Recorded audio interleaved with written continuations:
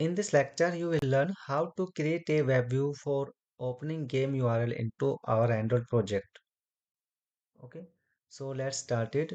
First of all, we have to go to app, then go to Java under your package name, select the activity directory, then right click on it, go to new, then you have to go to activity. After that, select the empty views activity. Okay, you click on it. After that, give a name to your activity. Let's name it activity web view. Okay. Now press finish. Our activity has been ready now, but we have to design the layout first. Okay. Inside this constant layout, we have to take a web view for opening the game URL, right? But as you can see, suppose that if you just face any issues about page loading, then how they will able to refresh the page. So refresh the page, we will take a swipe refresh layout so that we they can refresh the web view page by going swipe down. Okay, so let's take a swipe refresh layout. Height and match parents take 0 dp.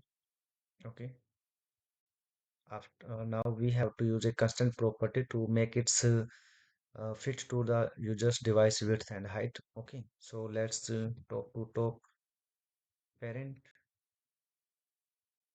Okay, bottom to bottom of parent, start to start of parent, end to end of parent.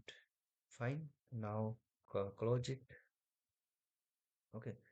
Give a ID to our refresh layout. Okay. So name uh, swipe this refresh. Okay. Refresh. Fine. Swipe refresh. Okay.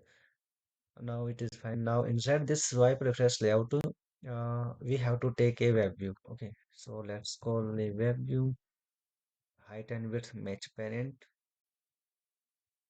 Okay, close it and give a also ID to our web view so that we can call it dynamically by programmatically. Okay, by loading the URLs. Okay, so let's name it web view.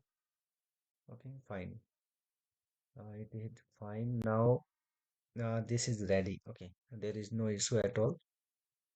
Uh, our layout part of web view, it is ready now. So this video has been completed. I will meet you in the next video.